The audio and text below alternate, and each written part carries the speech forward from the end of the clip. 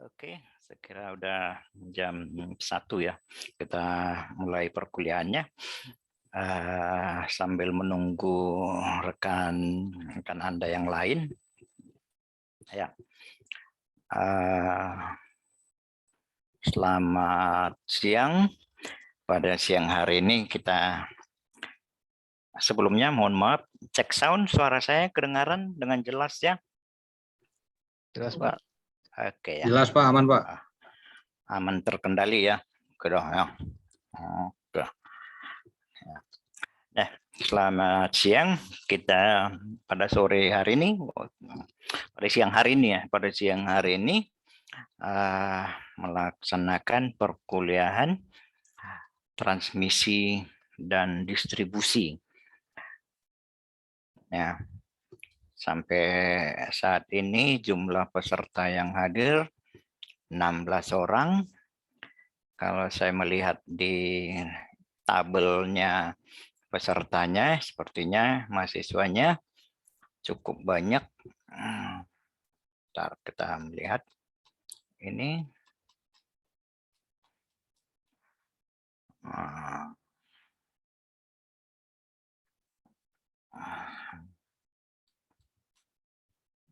Nah, kalau saya lihat dulu ya. File, home, find,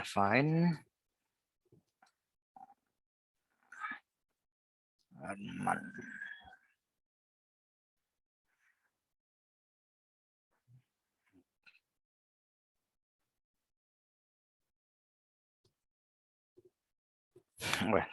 Oh, nggak ada jumlah peserta di sini ya. Oke lah. Tidak ditulis jumlah pesertanya di jadwal perkuliahannya. Mungkin belum ada. Saya kira ini 16. Oke ya, kita mulai saja. Sebelumnya, bagi Anda yang belum pernah bertemu dengan saya perkuliahannya, saya Herman Alomuan Sinaga, ya, dosen di Universitas Lampung. Nah, jadi sebagai dosen tamu di UPN. Nah,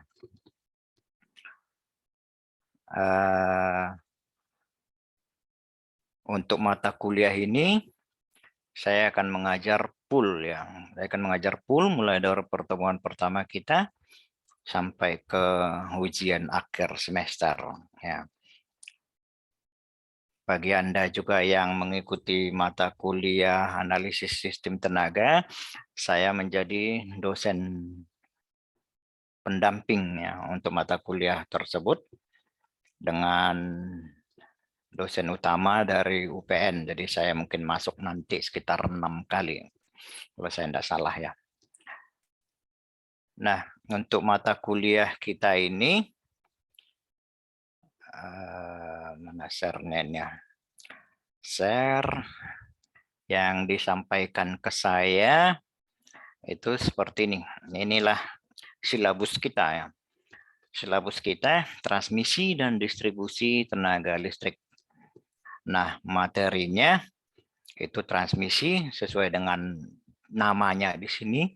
Berarti dia ada dua kan ya, transmisi kemudian distribusi. Ya. Di transmisi itu membahas komponen utama, karakteristik, representasinya, konstanta umum, diagram lingkaran, aliran daya, kapasitas antar arus corona. Nah, kemudian yang distribusinya dia membahas apa ini? Membahas perencanaan dan otomasi sistem distribusi, karakteristik beban, aplikasi trapo, kemudian perencanaan sistem saluran subtransmisi dan GI distribusi, pertimbangan desainnya, pertimbangan desain sekunder, perhitungan drop tegangan dan rugi-rugi daya, aplikasi kapasitor pada sistem distribusi, regulasi tegangan pada sistem distribusi, proteksi pada sistem distribusi, dan keandalan sistem distribusi itu sendiri. Ya, jadi ini secara garis besar pembahasan kita untuk mata kuliah transmisi dan distribusi. Perkuliahan ini dilaksanakan dalam 16 kali pertemuan ya, dengan 2 ujian. Ya, berarti kita perkuliahan tatap mukanya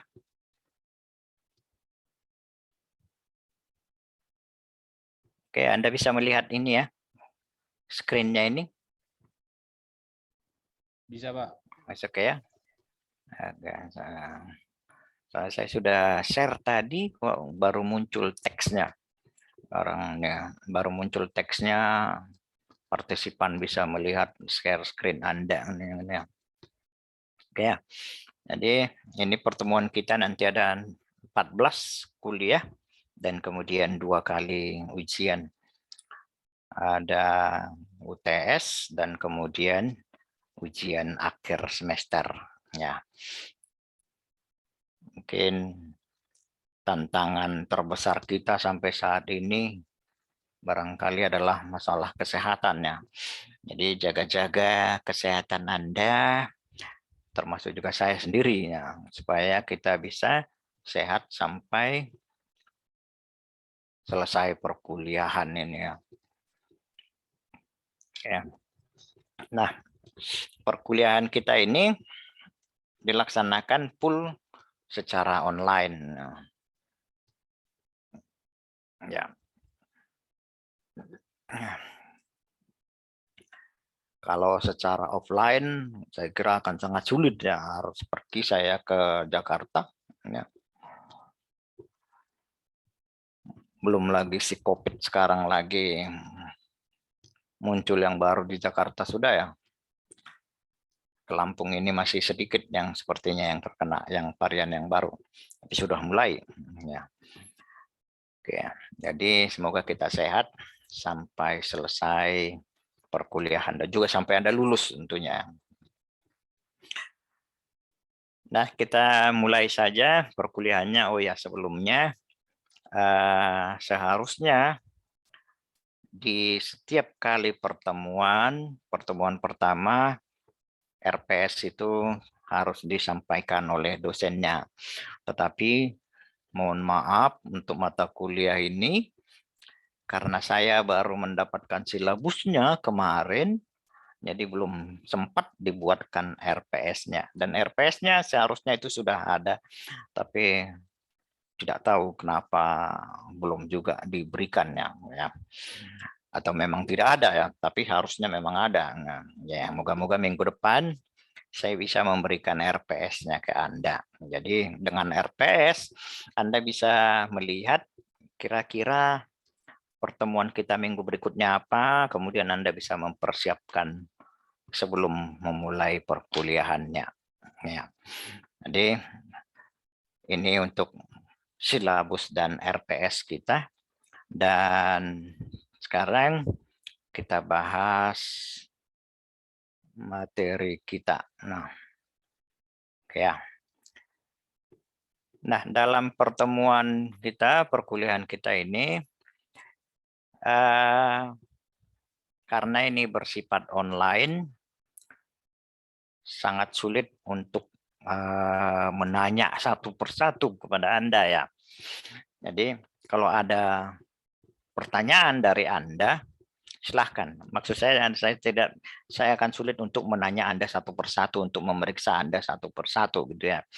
Nah, jadi tapi kalau ada pertanyaan dari Anda, silahkan Anda misalnya memotong pada saat saya presentasi, ada pertanyaan, silahkan tunjuk tangan dan kemudian bersuara, Pak, saya mau bertanya gitu ya. Oke ya. Nah, jadi Anda boleh memotong presentasi kapanpun saya presentasinya untuk memberikan pertanyaan. Nah, kalau Anda mau permisi keluar, tidak perlu Anda tunjuk tangan, tidak perlu Anda menyatakan mau permisi Pak, saya mau ke belakang sebentar, tidak perlu ya, oke ya. Jadi bahkan pada saat ujian sekalipun Anda tidak perlu seperti itu. Ya Anda cukup ya Anda keluar sebentar dengan sopan ya sudah keluar ya. Supaya tidak mengganggu perkuliahan ya. Ya. Nah, Saya kira sama. Semua universitas itu memperlakukan peraturan yang mewajibkan Anda kuliah itu minimal 75%. Ya. Kurang dari 75% berarti Anda tidak bisa mengikuti ujian akhir semester. Sebentar deh ya, saya sepertinya ada yang terlupa. Kayaknya mesti login dosen atau gimana ini. Sebentar ya, saya lihat dulu.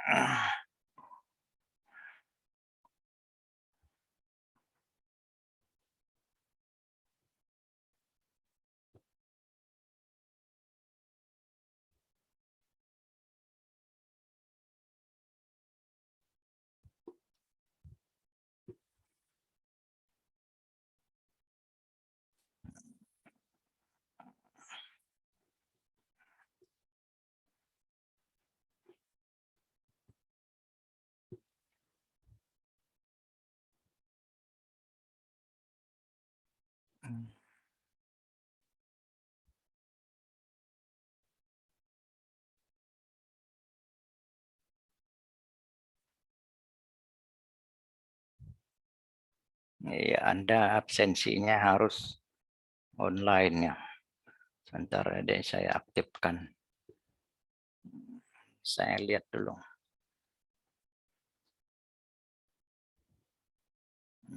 Nomor induk.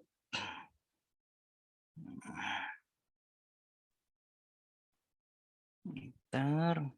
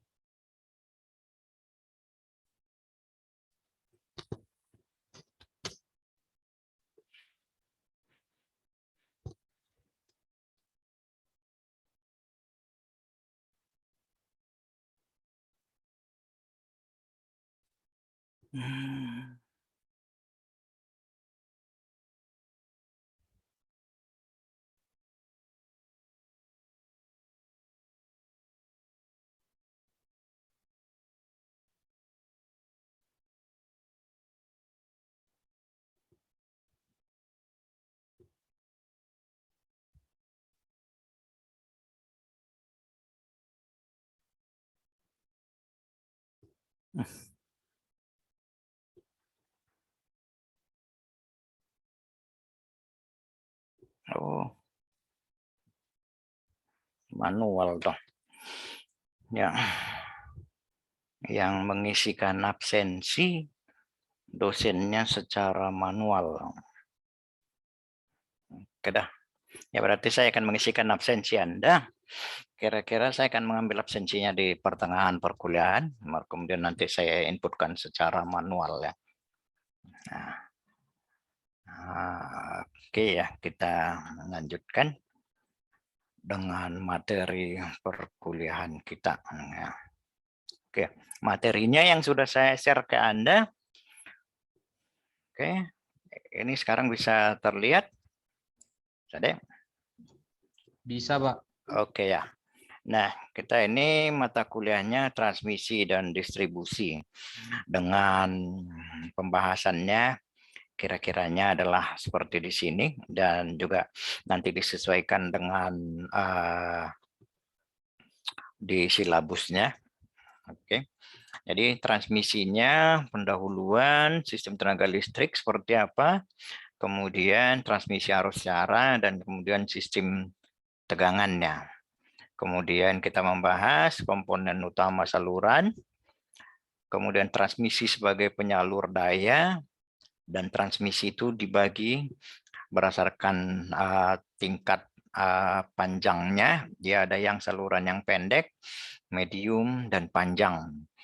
Kemudian representasi matematis dari salurannya, parameternya, yaitu R, resistansi, induktansi, kapasitansi, dan konduktansinya, G.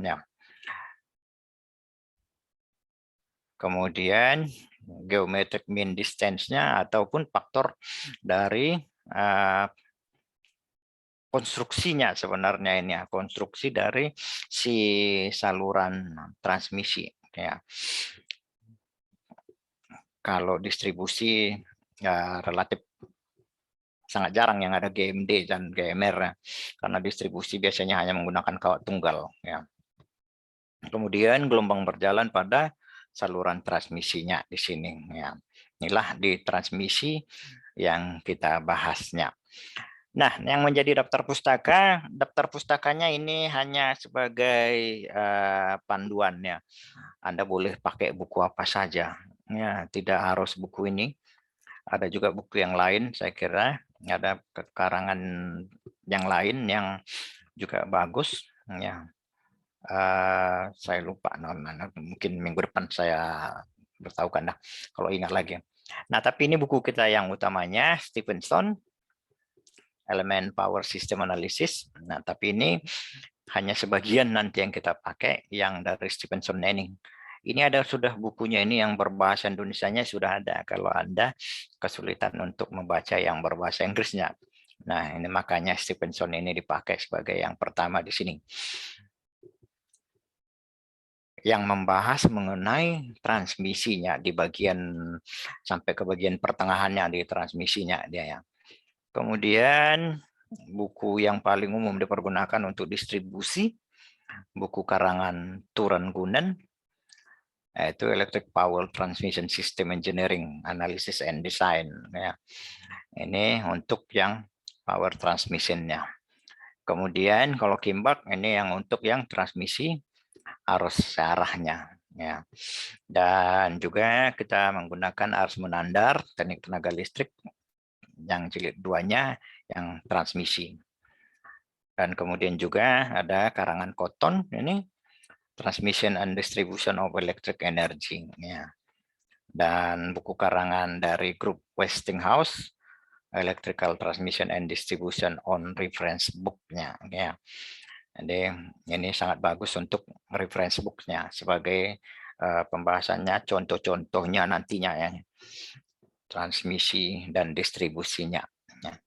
Nah, kalau pembahasan secara analisisnya itu di buku Stephenson, Turan Gunan, kemudian yang Cotton ini ya. Kimbak itu dia arus searah. Ya. Nah, tapi di kita penekanannya lebih banyak di DC AC-nya ya, tidak di DC-nya.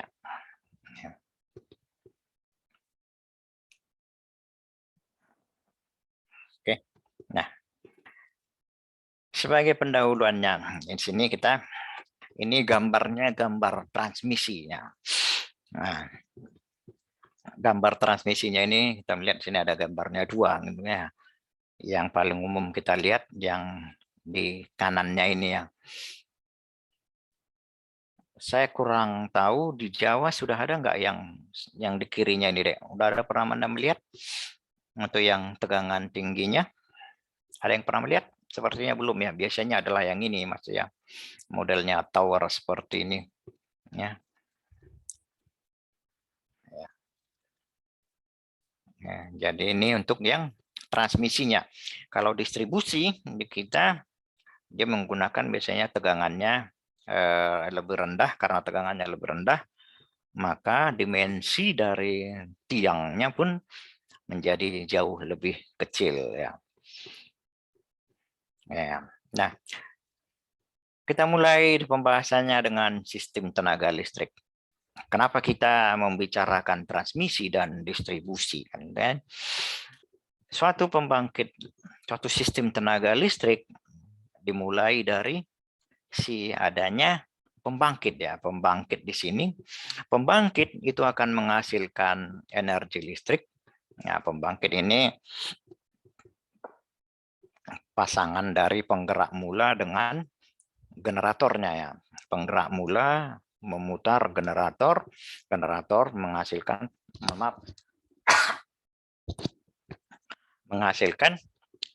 energi listrik ya.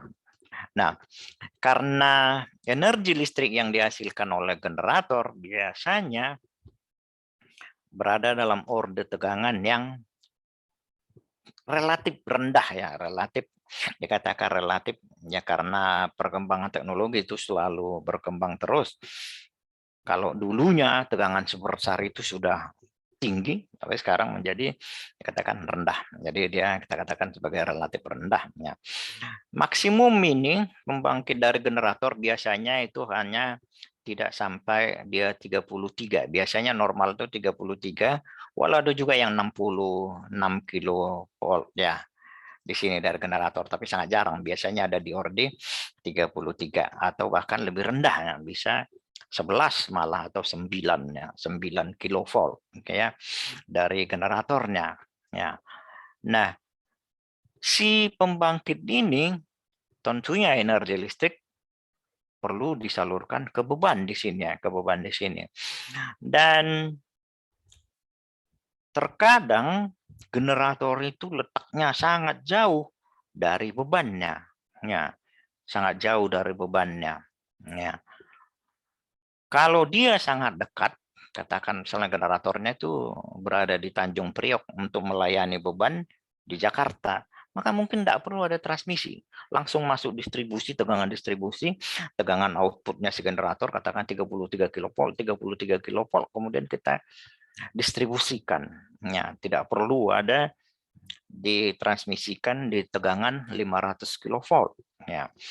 Tapi pembangkit biasanya dibangun jauh dari beban. Kenapa demikian? Karena pembangkit ini kalau seperti sekarang kita ini di Indonesia paling banyak menggunakan energi batu bara ya nah. Paling banyak menggunakan energi batu bara. Generator dengan sumber energi batu bara relatif menghasilkan polusi yang sangat besar. Kalau generatornya ataupun pembangkitnya diletakkan di Jakarta, bisa-bisa komplain semua penduduk Jakarta itu yang sekian juta dengannya. Dan bisa mengakibatkan banyak hal, polusi segala macamnya, kesehatan menurun. Sehingga generator umum dibangun jauh dari beban. Jadi kalau misalnya di Jawa dibangun di daerah Banten di sini, di dekat dengan Selat Sundanya, melayani beban paling banyaknya ada bebannya itu ada di Jakarta ya. Nah, bebannya itu jauh dari pembangkitnya. Ya. Sehingga tegangan kalau kita pergunakan tegangan yang dihasilkan generator ini langsung kita supply ke beban, maka arus yang ditarik di salurannya menjadi sangat besar. Dan kalau ini ditarik sangat besar, kalau tegangannya sangat kecil, berarti ada rugi-rugi di salurannya sebesar P sama dengan I dikali dengan R, IR kuadrat ya. Ini kan rugi-rugi drop di saluran transmisinya. Sehingga untuk mengatasinya tentunya I-nya ini perlu kita perkecil. Ya, harusnya perlu kita perkecil dengan cara menaikkan tegangannya ya. Jadi kalau tegangan naik dengan suplai energi yang tetap, maka arus akan berkurang ya. P sama dengan I dikali V ya dong.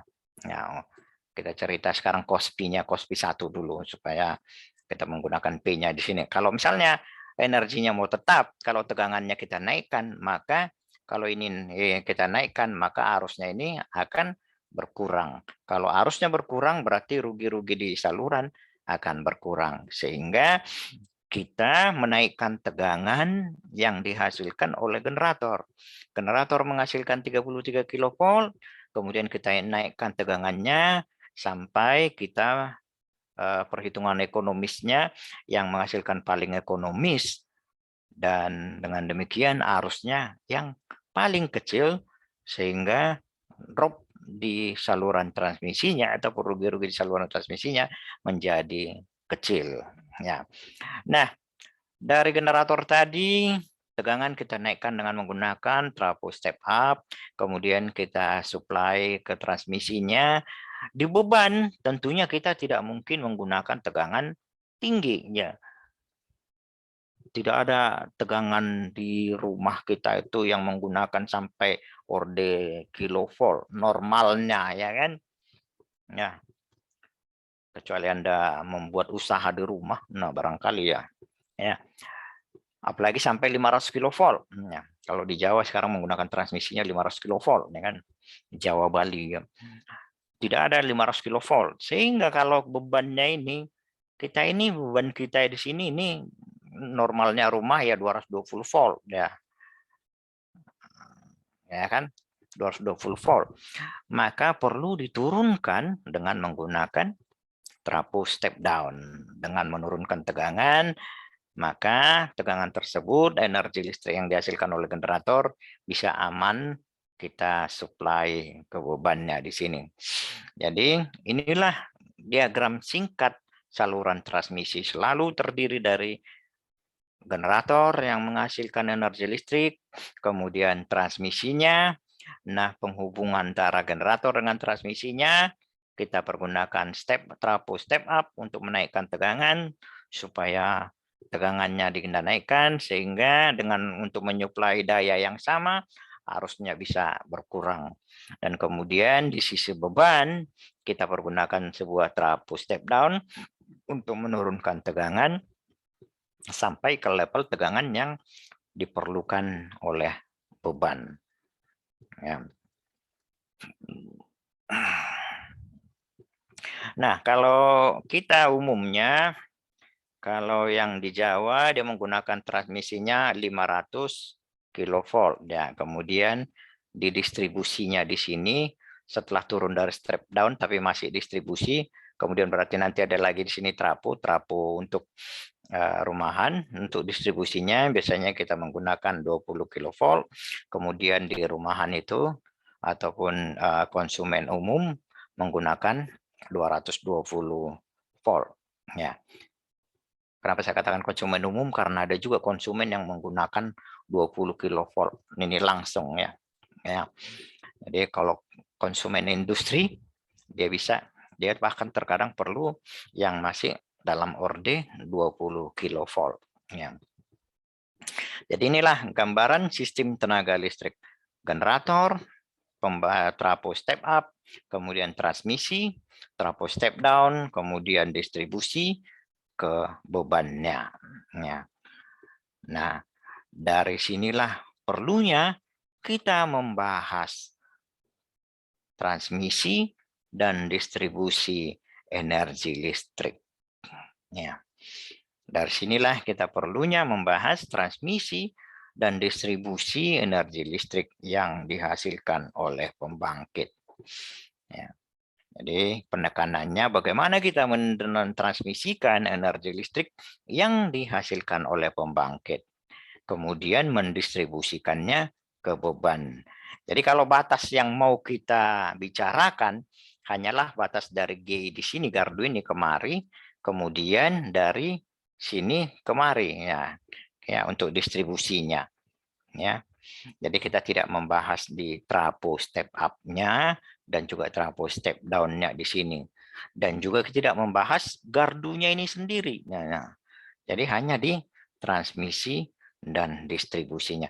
Walaupun kita nanti membahas juga ada, kalau misalnya soal pastinya ada pembahasannya adalah generatornya sekian MPa, kemudian trafonya trafo tegangan sekian volt input, kemudian outputnya sekian kilovolt, itu ada. Tapi kita secara khusus trafonya tidak dibahas, generatornya juga tidak dibahas. bagaimana belitan trafonya, berapa apanya, segala macamnya, isolasinya, apa segala macam, itu tidak ada kita bahas. Yang kita bahas adalah di transmisinya di sini. Berapa resistansinya, berapa kapasitansinya, berapa induktansinya, berapa konduktansinya, dan kemudian bagaimana dia menyalurkan energi listrik dari si pembangkitnya ini, dan yang tegangannya dinaikkan oleh trafo step up. Nah, jadi itu batasan kita yang kita bicarakan. Nah, sehingga kita mengatakan yang pembicaraannya di sini dari pembangkit trafo step down, kemudian di sini ada transmisinya, kemudian ada trafo step down, kemudian ada beban, ini bagian distribusinya. Transmisi dan distribusinya. Ya. Transmisi adalah penyaluran energi listrik menggunakan tegangan tinggi. Distribusi adalah penyaluran energi listrik menggunakan tegangan menengah sampai ke tegangan rendah. Tetapi pembicaraan kita di transmisi dan distribusi itu kita membicarakan tegangan menengah di 20 kilovolt, tidak sampai ke beban rumah tangga 220 volt. Oke. Nah, ini lagi secara lebih komplit penyaluran energi listriknya. Ini pembangkitnya, bisa jadi dia PLTU, bisa jadi PLTG gas, bisa jadi PLTD diesel, bisa PLTA, PLTP tenaga panas bumi. Saya kira ini semuanya ada di Jawa ada ya. Tapi paling banyak energi dihasilkan dari pembangkit listrik PLTU ya, tenaga uap, yang di Banten dan yang di Jawa Timur ya, di Jawa Timur pembangkit sumber energi listrik terbesar di Jawa. Kemudian yang PLTG biasanya yang tenaga gas biasanya itu digunakan untuk yang adjustment ataupun kalau dia perlu mendadak ya. PLTG itu jauh lebih mudah, dia cuma dihidupkan, hidup dan matinya jauh lebih mudah ya. Begitu juga yang diesel, hanya saja mesin diesel sesuai dengan sifatnya. Kalau ada punya kendaraan diesel, Anda harus panas-panaskan dulu ini kan. Jadi dia relatif lebih lama dibandingkan dengan PLTG untuk startup-nya. Kemudian kalau PLTA kita menggunakan dia sebagai base-nya, base dari sistem tenaga listrik kita ya. Jadi PLTA selalu dihidupkan pada daya maksimum selama 24 jam tanpa mati ya. PLTA biasanya seperti itu ya. Begitu juga dengan PLTP, sesuai dengan sifatnya biasanya ini bekerja pada base powernya, pada maksimumnya ya. Nah, kemudian PLTU ini itu untuk menambahkan energi yang dibutuhkan supaya bisa terpenuhi setelah PLTA dan PLTP-nya bekerja maksimum. PLTG dan PLTD biasanya untuk cadangan karena biayanya jauh lebih besar untuk pengoperasiannya. Nah, tapi di Jawa yang paling banyak, dan saya kira di Indonesia ini paling banyak itu sumber energi yang paling umum kita gunakan adalah PLTU dengan uapnya dihasilkan oleh pembakaran batu bara. Nah, dari pembangkit ini tegangannya masih rendah, kemudian kita naikkan tegangannya dengan menggunakan trafo step up, kemudian kita transmisi dengan menggunakan transmisinya SUTT dan SUTET. SUTT saluran udara tegangan tinggi, SUTET saluran udara tegangan ekstra tinggi. Ya. Level tegangan tinggi dengan TET ini relatif ya boleh dikata selalu berkembang selalu fungsi tegangannya, maka ini sebenarnya sudah umum biasa hanya disebut sebagai saluran udara tegangan tinggi, mau berapapun tegangannya di atas 100 kilovolt katakan saluran tegangan tinggi ya. Karena kalau ekstra tinggi ada yang mengatakan 500 kilovolt juga sudah ekstra tinggi, tapi ada yang mengatakan 750 kilovolt baru ekstra tinggi, tapi ada juga yang mengatakan 1000 kilovolt baru dia ekstra tinggi ya. Jadi dari transmisi ini kemudian kalau sudah dekat dengan beban, maka kita menurunkan tegangannya di gardu induk dengan menggunakan trafo step down. Ya. Dengan menggunakan trafo step down, kemudian tegangannya biasanya di level 20 kV, di kita distribusikannya. SKTM tegangan menengah. Oke ya. Kemudian dari tegangan menengah ini kita masuk ke gardu distribusi. Nah, gardu distribusi ini kalau dia melayani daya yang kecil, Anda bisa melihat trafonya itu di tiangnya ya. Tapi kalau daya yang dibutuhkannya besar, biasanya dia punya gardu distribusi yang terletak di atas tanah, tidak berada di towernya. Ya, dibuatkan bangunan biasanya petak begini, ya, kayak tergantung dari besarnya dayanya yang disalurkannya ke bebannya, ini bisa sangat besar dan bisa juga sangat kecil ya, sangat sederhana. Hanya misalnya trafonya hanya 1 MPa. Ya. Paling kecil biasanya PLN itu gardu distribusinya dalam menggunakan pole di sini, menggunakan tiang distribusi, itu paling kecil trafo itu 100 kVA ya. Berarti hanya melayani kalau kita bebannya 1000 VA satu rumah, hanya melayani 100 rumah ya. Nah, itu tadi saya katakan juga sebelumnya, dari gardu induk di saluran distribusi, saluran tegangan tinggi, kemudian tegangan diturunkan ke tegangan menengah, ada juga yang konsumen yang menggunakan tegangannya itu tegangan menengah. Bahkan juga ada yang menggunakan tegangan tinggi. Ya, seperti misalnya pabrik peleburan baja. Ya, pabrik peleburan baja tetap merupakan konsumen, ya. Tetap kita katakan sebagai konsumen.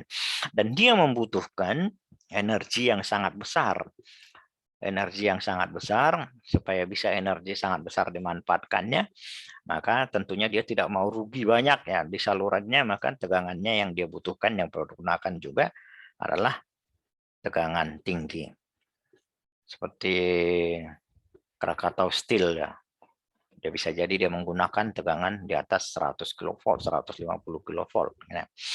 Dan berapa kilovoltnya nanti silahkan Anda coba cari, cek datanya Krakatau Steel dia menggunakan tegangan berapa. Ya. Nah, untuk yang pembangkit, untuk yang beban-beban seperti yang tipe Krakatau Steel, peleburan baja, ada juga yang menggunakan dia sudah 20 kV. Maka itu ada yang tegangan menengah, kemudian ada juga yang tegangan tinggi. Ya. Nah, kalau kita di rumah tangga, maka kita menggunakan tegangan rendah ya. Tegangan rendah kita standar PLN adalah 220 volt. Nah, sebenarnya kalau standarnya kalau saya tidak salah 230 ya. Tapi nanti coba Anda lihat SPLN-nya, saya lupa. Sebenarnya bukan 220 kalau kita melihat di SPLN-nya itu dia membuat standarnya. Nah, jadi ini tegangannya sudah tegangan yang bisa kita aplikasikan untuk peralatan elektronik yang ada di rumah dan juga peralatan listrik lainnya. Jadi inilah gambaran yang lebih detail untuk penyaluran tenaga listrik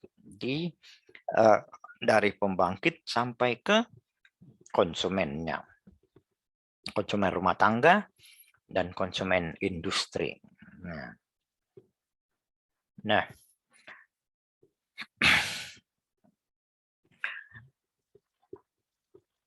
untuk menghasilkan energi yang dari untuk menghasilkan energi yang bisa dipergunakan untuk dikonversikan menjadi energi listrik, kita bisa menggunakan banyak bahan. Relatifnya mau apapun bahannya, tetap kita menggunakan dia untuk memanaskan air sehingga menghasilkan uap yang panas. Uap yang panas inilah kemudian digunakan untuk memutar turbin.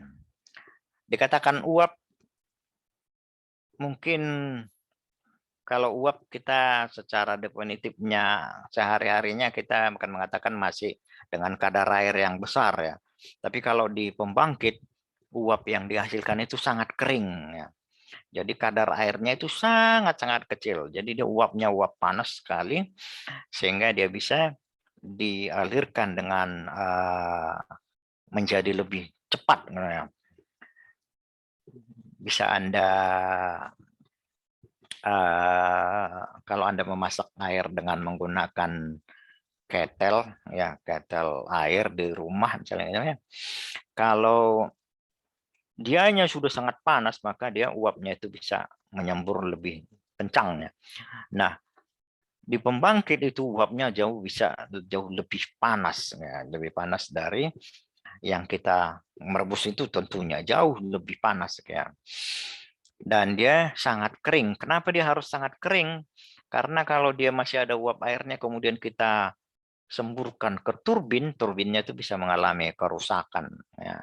Jadi dia harus benar-benar kering dengan kadar uap air yang sangat-sangat kecil ya. Dan kemudian turbinnya akan memutar generator. Jadi uapnya di sini bisa dihasilkan oleh pembangkit kecuali PLTA ya, kecuali PLTA dan juga yang gas ya, gas dan diesel. Gas dan diesel bisa dikopel langsung ke generator tanpa ada turbinnya. Nah, kalau misalnya PLTU tenaga uap, ya tentunya yang dihasilkan dengan batu bara, dia akan menghasilkan uap. Nuklir pun dia menghasilkan uap. Ya. Kemudian panas bumi juga dia menghasilkan uap. Ya, jadi uapnya itu yang dipergunakan untuk memutar turbinnya. Turbin kemudian memutar generator untuk menghasilkan energi listrik. Dari energi listrik yang dihasilkan oleh pembangkit dimasukkan ke trafonya dan kemudian trafonya dinaikkan tegangannya, dimasukkan ke trafo sistem transmisinya dengan tiang transmisinya seperti ini misalnya. Baru kemudian kalau sudah dekat dengan beban diturunkan ke namanya substationnya, gardu induk gardu substationnya. Kemudian masuk berarti dia ke sistem distribusinya, distribusi trafo distribusinya, baru kemudian ini ke distribusi ke pelanggan, pelanggan rumah, pelanggan komersial, kemudian pelanggan industri. Industri biasanya menggunakan tegangan yang lebih besar, kemudian berikutnya komersial, dan kemudian rumah. Ya. Nah, ini juga gambarnya seperti ini. Ini juga menunjukkan hal yang sama. Jadi kalau Anda melihat gambarnya itu yang dari tadi itu secara skematik dia sama ya. Secara skematik dia menunjukkan sama. Hanya untuk menunjukkan kepada Anda bahwasanya tidak selalu harus sama persis. Seperti ini misalnya tiang transmisinya. Ini digambarkan seperti ini tiangnya, kemudian yang ini di sini dia modelnya seperti ini tiangnya. Ya, jadi berbeda. Tetap ini adalah saluran transmisi. Begitu juga di sini. Ini adalah saluran transmisinya. Kemudian di sini untuk distribusinya. Ya. Nah, kalau yang ini secara diagramnya, one line diagramnya. Ya. Ini one line diagramnya. Ya.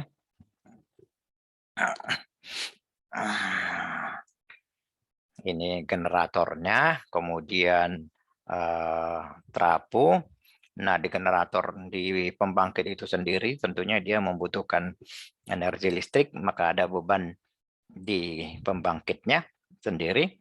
Dia ada sudah tegangan distribusi di daerah pembangkitnya. Kemudian ini transmisinya sampai ke substationnya di sini. Kemudian ini bisa masuk ke substation yang berikutnya Dan kemudian juga bisa subtension yang di sini juga berikutnya seperti di sini. Nah, ini bisa jadi dia di sini misalnya ini kalau dikatakan ini kalau misalnya lah ini kita katakan sebagai yang dari Banten, yang di sini yang dari Jawa Timur gitu ya. Maka supply-nya pembangkitnya dari Banten menyuplai transmisi, katakanlah misalnya ini dan ini adalah beban Jakartanya ya. Ini beban Jakartanya. Kemudian ini juga ya beban katakanlah dia Jabodetabeknya di sini ya. Nah, tapi ini bisa juga lebih dari dua tempat utama gitu ya. Dalam kenyataannya kalau misalnya kita cerita Jawa itu kan sangat banyak sebenarnya pembangkitnya. Bahkan di DKI Jakarta pun sebenarnya ada pembangkitnya, tapi pembangkitnya yang berdaya kecil ya. Jadi ini terhubungkan dengan yang lainnya. Jadi kalau misalnya ya, tadi saya katakan ini yang misalnya contohnya, misalnya ya ini yang Banten, kemudian Jawa Timur. Bisa saja misalnya kita gambarkan lagi di sini, ini pembangkit yang dari PLTA Jatiluhur misalnya, ya. Kemudian masuk ke substation yang di sini. Ini yang oke ya.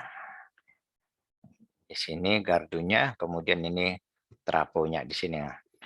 Nah, ini Jatiluhur. Jadi tergantung dari penggambaran line diagramnya tergantung dari penyaluran energi listrik yang ada realnya. Kecuali kita desain, kita gambar dulu. Tapi kalau misalnya itu sudah ada, kemudian kita gambar, misalnya seperti ini. Ini untuk menunjukkan bahwasanya tidak selalu harus dari satu pembangkit langsung masuk ke beban. Ya. Jadi bisa saja dari beberapa pembangkit kemudian melayani juga bebannya juga yang banyak. Jawa Bali pembangkitnya itu tersebar sangat banyak ya. Bahkan sampai di Bali pun sebenarnya ada PLTD, pembangkit listrik tenaga diesel Bali itu ada ya. Tapi dia sangat kecil ya. Jadi tapi bebannya merata mulai dari Bali sampai ke Banten di sini sampai ke Bakau sampai ke mana Banten ini pembangkit yang di apa namanya Merak ini ya, yang di Merak gitu kan, dekat Merak Cilegon, nah, ya kan, ya toh, ya kan daerah situ doh pembangkitnya itu ya, yang Merak ke utaranya lagi dikit lagi, ya. Itu yang pembangkit utama dengan yang di Jawa Timur, ya. Tapi pembangkit lain juga banyak, ya. PLTA-nya itu ada di mana Jatiluhur, Saguling. PLTD, kalau PLTD itu merata sangat banyak, di Jakarta juga ada, dan juga PLT gas, PLTG, PLT tenaga gas. Ya. Jadi banyak sumber pembangkitnya ataupun banyak generatornya, kemudian menyuplai ke beban yang ada di daerah tersebut. Misalnya kalau seperti di Jawa, menyuplai beban yang ada di keseluruhan Jawa, Bali. Ya. Nah, dan ini transmisinya. Makanya perlu kita membahas transmisi dan distribusinya karena sangat ruwet sebenarnya ya. Sangat ruwet, misalnya dari pembangkit di sini, kemudian pembangkit di sini, energi sama seperti air, energi mengalir dari sumber yang tinggi ke yang rendah. Energi mengalir dari tegangan yang tinggi ke tegangan yang rendah. Itu sudah pasti. Dari pembangkit tegangannya itu mestilah lebih tinggi dibandingkan dengan tegangan di bebannya. Bukan berarti kita katakan 500 kilovolt di transmisi kemudian 250 volt di bebannya, bukan seperti itu ya. Tapi kalau misalnya di sini ini 500 kilovolt, pastinya di ujungnya di sini ini mestilah lebih rendah supaya bisa mengalir arusnya ke atas di sini kan, ini kan. Ya. Nah, kalau di sini kalau arusnya mengalirnya seperti ini ke atas, maka di sini tegangannya haruslah lebih rendah dibandingkan dengan di ujung pengirimnya, ujung penerima tegangannya selalu lebih rendah dari ujung pengirimnya. Ya. Kalau tidak harusnya akan terbalik ya dong. Ya. Jadi mengatur besaran tegangan supaya arus itu bisa mengalir dengan yang kita kehendaki. Kalau semisal ini tadi ini yang dari Bantennya, kemudian ini dari Jawa Timurnya, kemudian katakanlah ini beban Jakarta dengan di sini, kita ingin supaya ada juga nanti dari beban pembangkit Jawa Timurnya, ada juga yang masuk kemari, maka kita menggunakan salurannya di sini. Ya. Maka kita mengatur besaran tegangan di ujung pengirim Suralaya dengan ujung pengirim Bantennya, bagaimana supaya, karena tentunya juga ini ya, energi yang dihasilkan oleh masing-masing pembangkit ini berbeda. Supaya energinya ini benar, yang mau kita inginkan adalah misalnya yang dari Jawa Timur, kita mengatur tegangannya supaya tegangan arusnya ataupun energi listrik yang menyuplai di gardu di sini itu berasal dari yang di Surabaya di sini. Jadi pengaturannya ini masuk juga nanti ke masalah stabilitasnya, stabilitas dari sistemnya. Bagaimana kalau misalnya tegangannya di sini, kemudian kita naikkan supaya menyuplai energi di sini, dan juga kemudian berarti tegangannya di sini lebih turun, dan supaya energi yang dari atasnya di sini kita bisa masuk sampai ke yang subTC-nya di sini. Apa efeknya terhadap kestabilan tegangannya? Oke. Nah, kalau ini contohnya yang one line diagramnya, yang lebih simpelnya. Untuk yang ini juga disebut sebagai one line diagramnya. One line berarti semua salurannya kita gambarkan dalam satu garis. Kalau dikatakan di sini dibuat gambarnya garis di sini, bukan berarti dia ini satu pasak, tapi biasanya ini adalah 3 pasak, kecuali disebutnya. Kecuali disebut one line diagram itu adalah 3 pasak. Ya. Berapa kawat itu tidak disebut biasanya ya. Oke. Nah, ini juga contohnya diagram satu garis. Pembangkit, gardu, kemudian gardu transmisi, kemudian gardu induk, kemudian di sini gardu distribusi, kemudian tegangan rendahnya. Sini. Permisi sebentar dulu ya. Ya.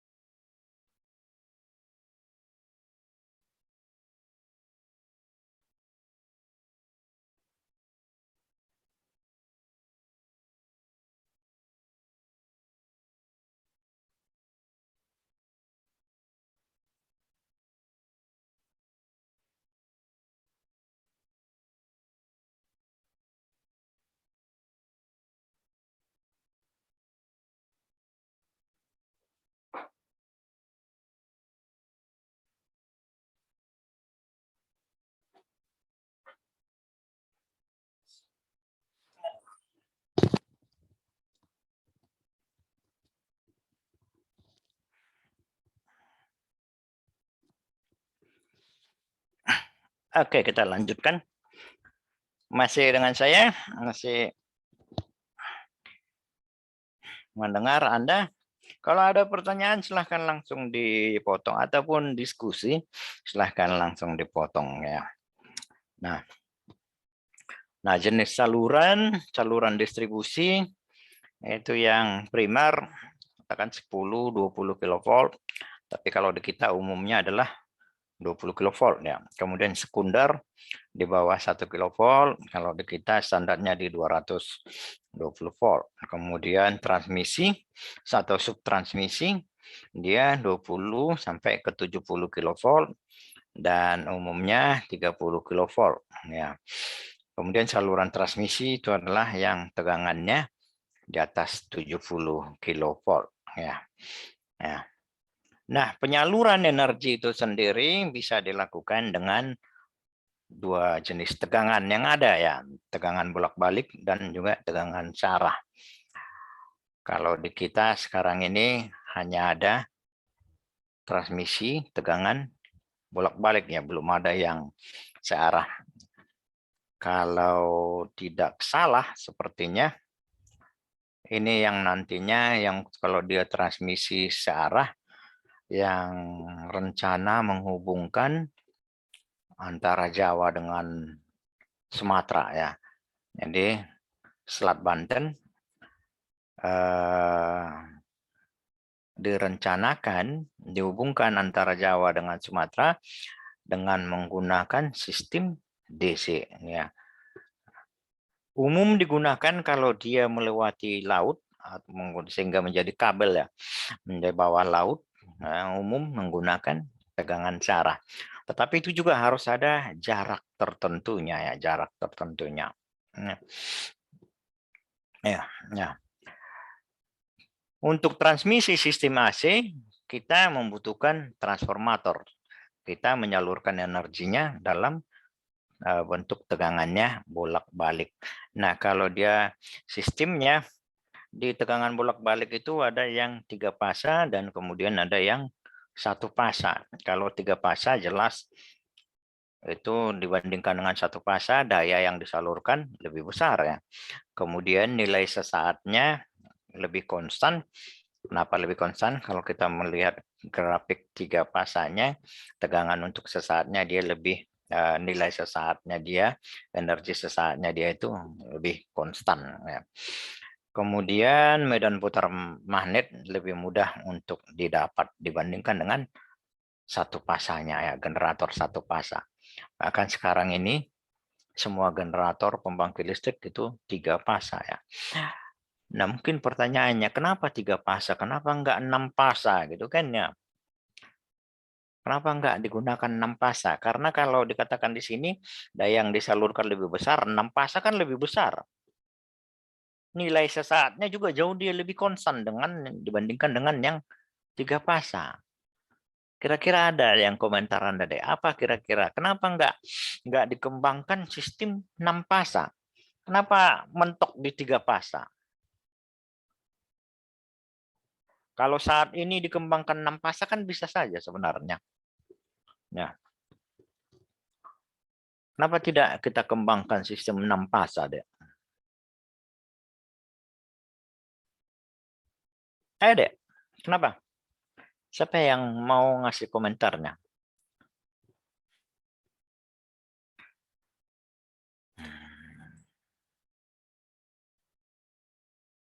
Karena biaya pengembangannya akan sangat besar ya. Karena sudah kadung 3 fasa sistemnya.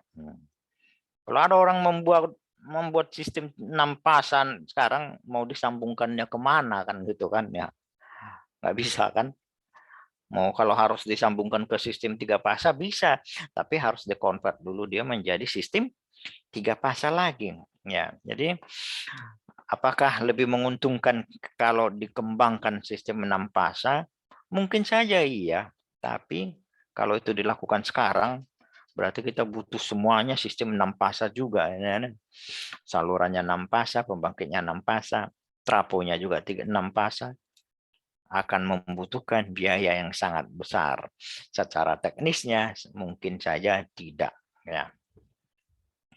Nah, kemudian kalau dia arus searah, saluran arus searah ini isolasi jauh lebih sederhana, tingkat efisiensinya tinggi, dan terutamanya tidak ada masalah stabilitas pada saat penyaluran jarak jauh. Ya. Isolasinya jauh lebih sederhana, karena dia tegangannya, kalau misalnya kita katakan tegangan searah 100 kV, tegangan puncak ke puncaknya adalah 100 kV. Tapi kalau kita katakan DC tegangan 100 kV, berarti tegangan puncak ke puncaknya 2 kali 100 kali akar 2. Ya, berarti dia jauh lebih tinggi isolasinya. Isolasinya jauh lebih sederhana. Pengisolasian untuk arus searah.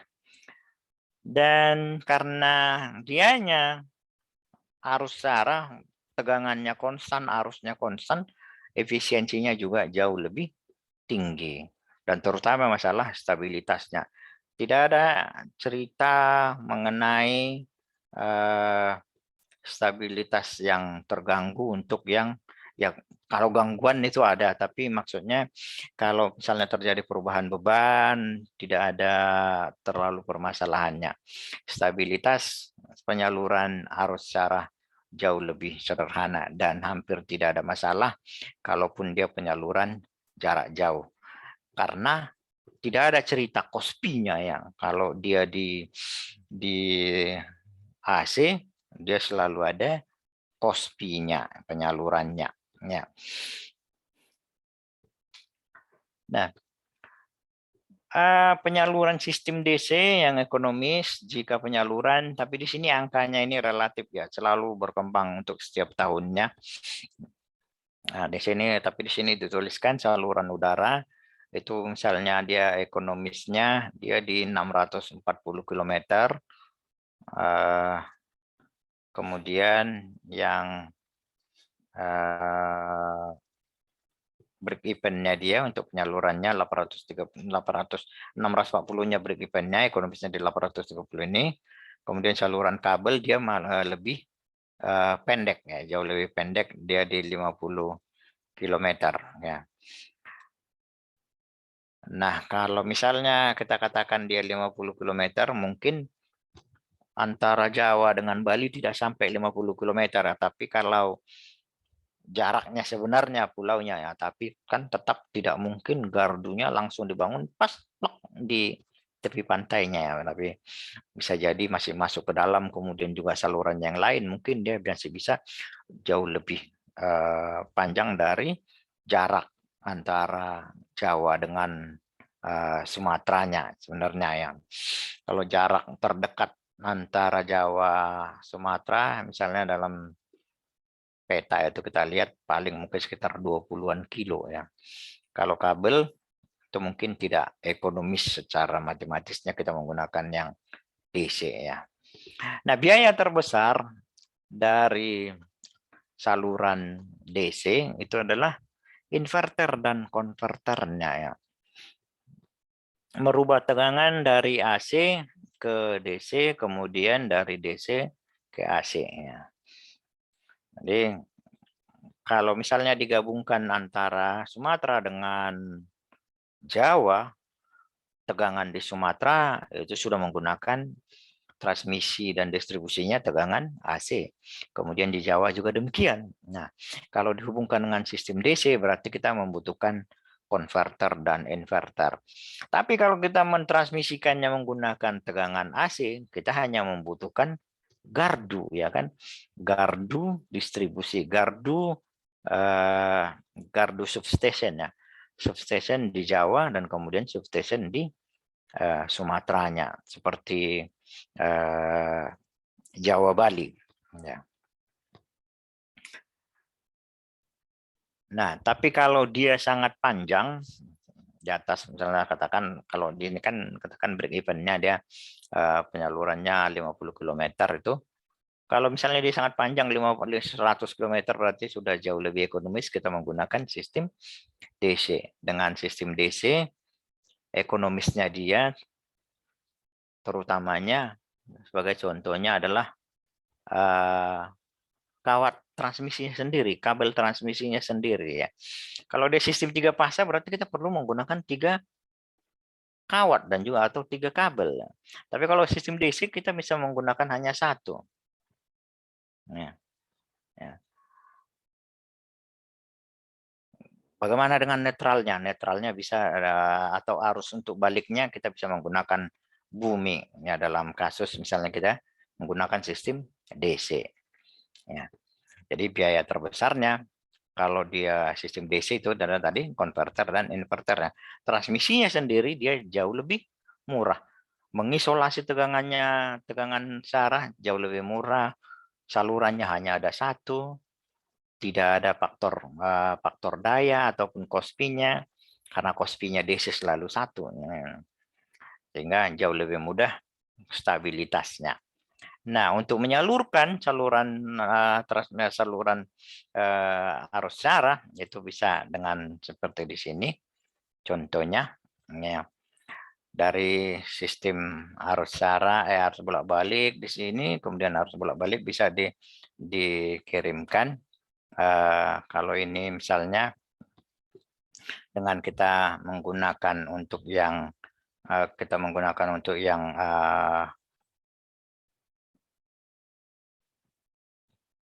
transmisi arus bolak-baliknya seperti ini dan juga yang di sini, maka kalau kita menggunakan arus sara, kita membutuhkan konverter dan inverter di kedua sisi. Ya. Kecuali salah satu berfungsi sebagai beban, maka konverternya satu, inverternya satu. Ya. Tapi kalau dia berlaku bolak-balik, berarti di kedua-duanya juga harus ada. Ya. Di kedua-duanya ada inverter dan konverternya. Ya, jadi kalau dia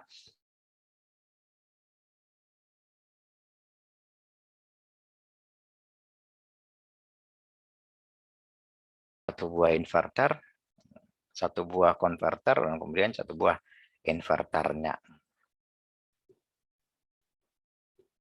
Kalau suara saya agak terputus, tolong diberitahu ya, mungkin jalur saringan internetnya agak terganggu, supaya tidak keterusan berbicaranya.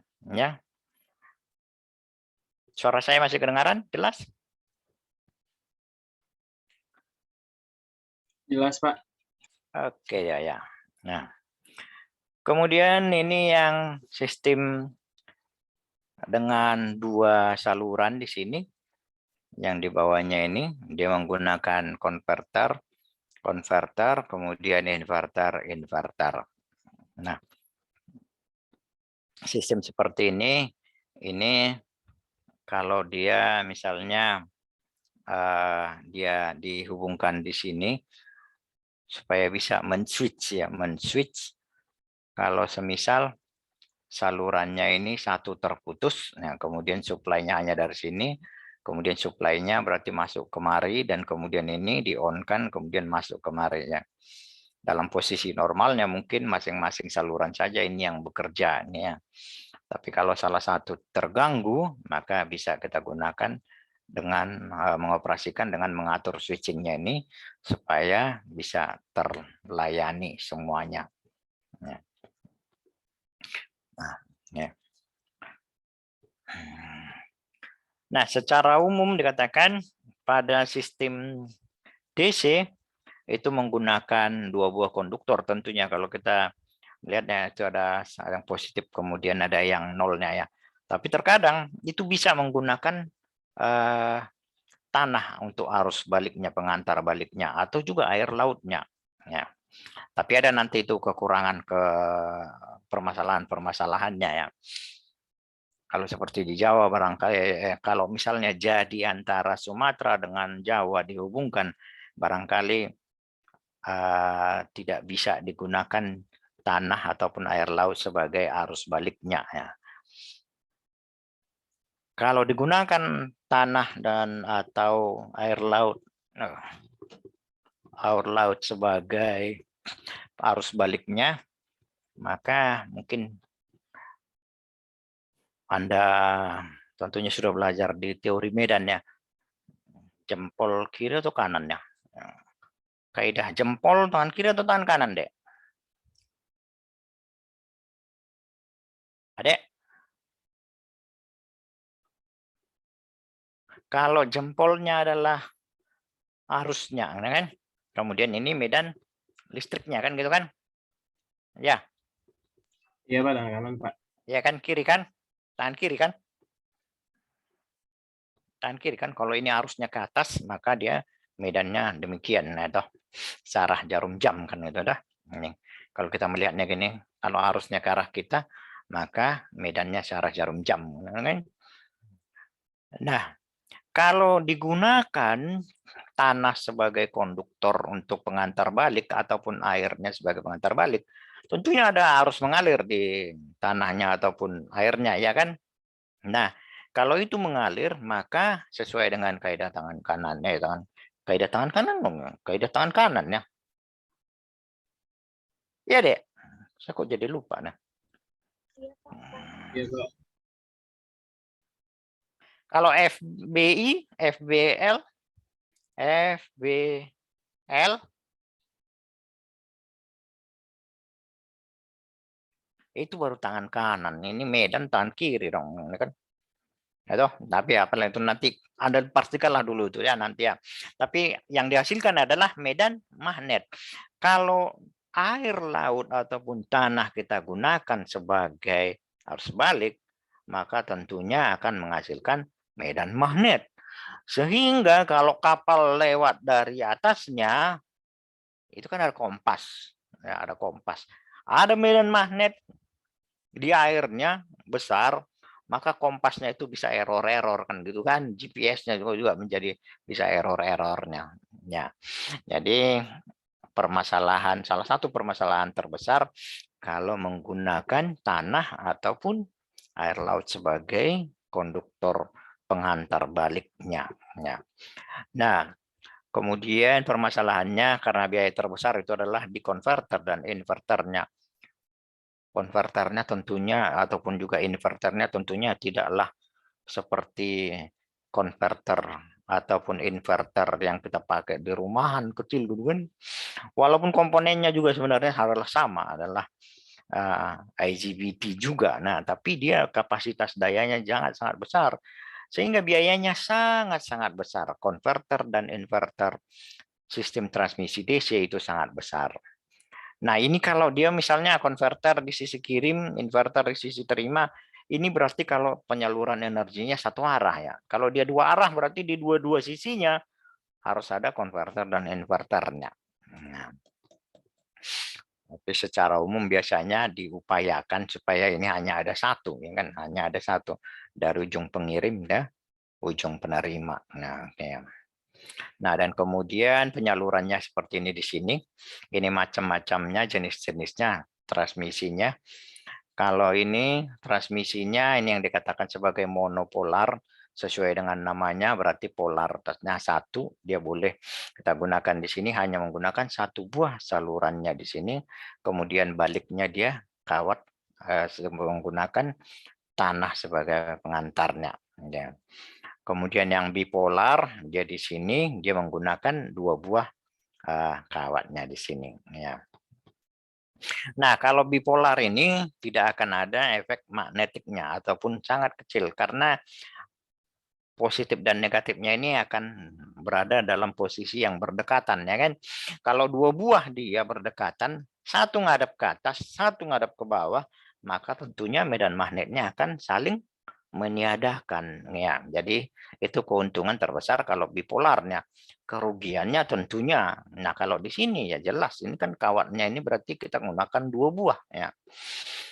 Kemudian ini yang homopolar, berarti ini homopolar kita boleh pakai misalnya dia tegangannya negatif kita seperti di sini. Kemudian arus kembaliannya untuk pengantar baliknya kita bisa menggunakan tanah. Tapi karena permasalahan dengan yang lain-lainnya itu nantinya itu banyak sekali yang permasalahan kalau kita menggunakan kawat tanah biasanya itu digunakan di sini pengantarnya juga. Ini yang untuk yang homopolar. Jadi sesuai dengan namanya monopolar berarti hanya ada satu salurannya. Kemudian untuk pengantar baliknya menggunakan tanah ataupun air laut. Ya. Kalau bipolar berarti dia menggunakan dua buah kawat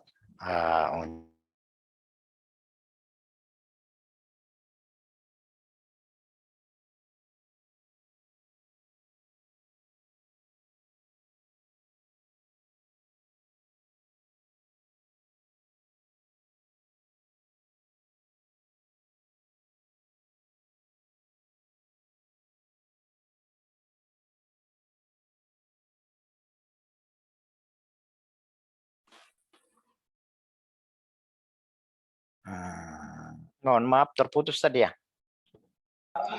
Ada. Iya, Pak. Oke, saya hidupkan lagi. Sampai mana tadi? Yang ini udah lewat ya. Monopolar yang gambar ini udah lewat kan? Masuk ke sini terputusnya ya. Ya. Jadi yang ini tadi udah terputus sampai di sini. Ini masih sambung kan tadi kan? Masih, Pak, yang homopolar belum, Pak. Kalau tidak salah ya. Yang Nah, pola. yang ini belum kan ya, ya oke ya. Jadi ini penjelasan yang tadi yang di atas ini. Monopolar pengantar baliknya kawat tanah menggunakan tanah dan juga air laut. Kalau bipolar titik netral ditanahkan pada satu atau kedua ujungnya. Kemudian ada gangguan pada satu konduktor, konduktor lain dapat menyalurkan 50% dari dayanya ya. Jadi keuntungan salah satu keuntungannya kalau satunya terputus di sini, ini masih bisa pakai. Nah, kalau ini putus, ini masih bisa pakai, kan? Kemudian kalau yang homopolar, 2 atau lebih konduktor pengantar ke tanah, bila ada gangguan, 50% bahkan 100% daya yang disalurkannya masih bisa disalurkannya. Ya. Contoh-contohnya untuk yang HVDC, kita melihat di sini. Yang paling pertama itu tahun 1954 itu adalah di negara Swedia ya. Panjangnya 90 km, daya yang ditransmisikan 20 megawatt, tegangan yang digunakan 100 kilovolt. Itu tahun 54. Nah, tahun 54 barangkali Indonesia belum ada yang 100 kilovolt. Nah. Kemudian tahun 87 ini yang di Brazil, energi yang ditransfernya mencapai 6,3 gigawatt. Ya. Dan yang terpanjang itu di Baltik ini tahun 94 menyalurkan energi 600 megawatt menggunakan tegangan 400 kilovolt dan panjang salurannya mencapai 250 kilometer. Ya. Kemudian yang di Swedia ini, Sweden Polandia Link ini 5 tahun 2000. Kemudian yang di Cina itu menggunakan tegangan DC menyalurkan energi sampai 6 gigawatt dengan panjang salurannya 890 km. Saat ini Cina mungkin merupakan negara dengan saluran transmisi DC paling panjang ya. Nah ini major scheme-nya. Kalau kita melihat di sini contoh-contohnya yang menggunakan saluran DC. Ya. Oke. Sini.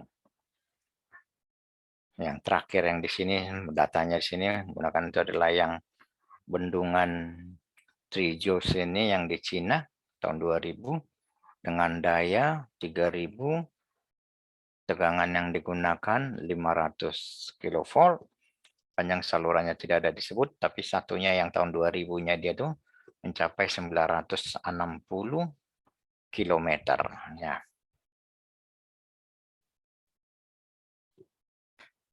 Nah.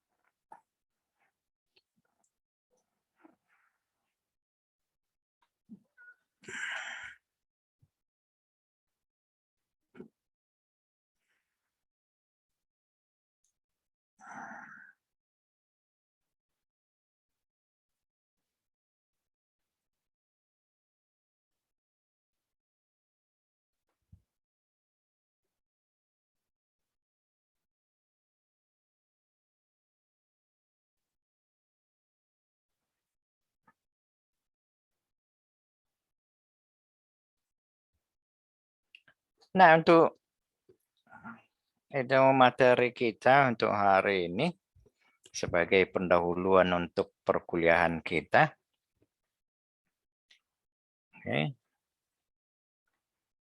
Ada yang mau disampaikan? Ada yang mau ditanyakan, didiskusikan?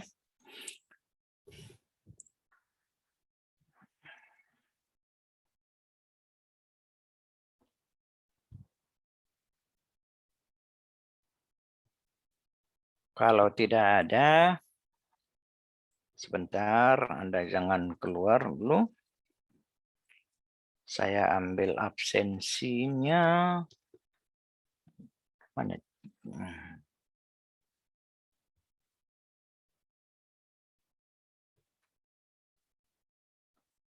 View galeri. Oke, sebentar ya.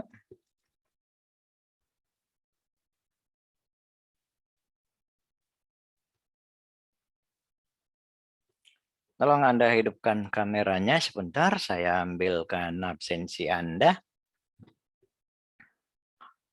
Ya, untuk mengisi absennya. Ayo yang lain, kameranya.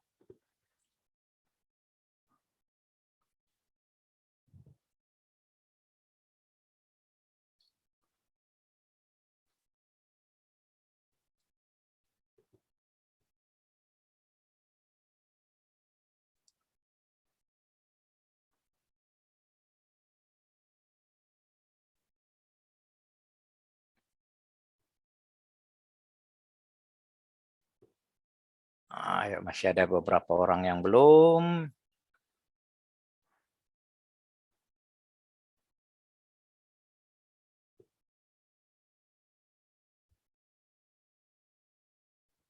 Rafli, Fikri, Fauzi. Ayo deh. Erlangga, kok gambarnya tuh gelap banget dong. Apa itu? Kenapa nggak ada gambarnya, dek? Nggak kelihatan orangnya. Rafli, Fikri, Fikri Fauzi. Agusta Erlangga, gambarnya Anda kok nggak ada itu? Hadir Pak, ada Fikri. Ya, hidupkan kameranya, dek. Hidupkan kameranya. Rafli.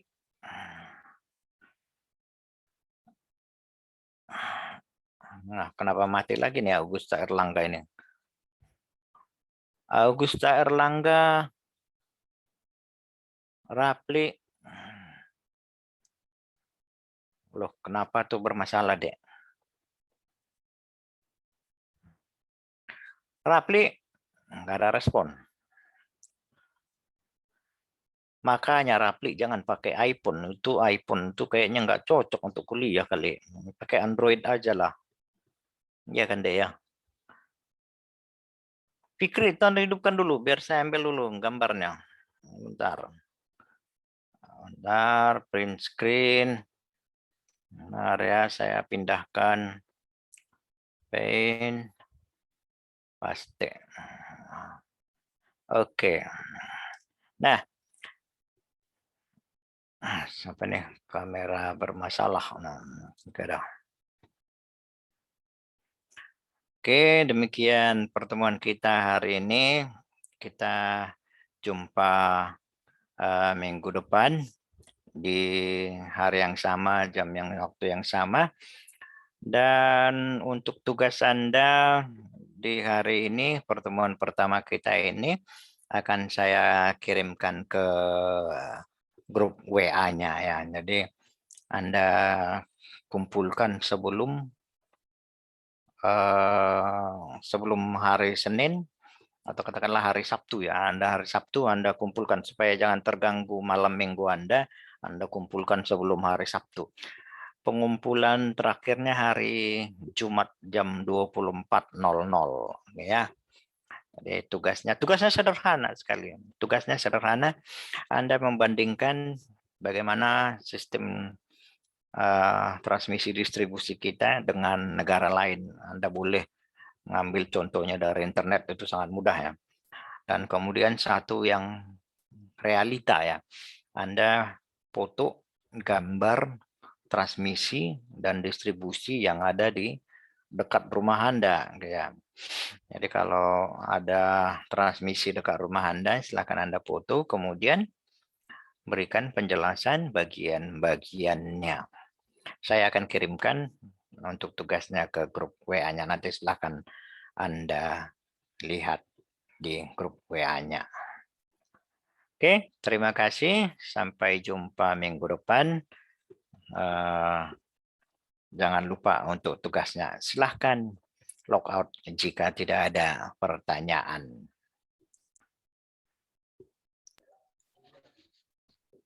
Pak, terima kasih Pak. Yo, mari yo. Di sini aja Pak.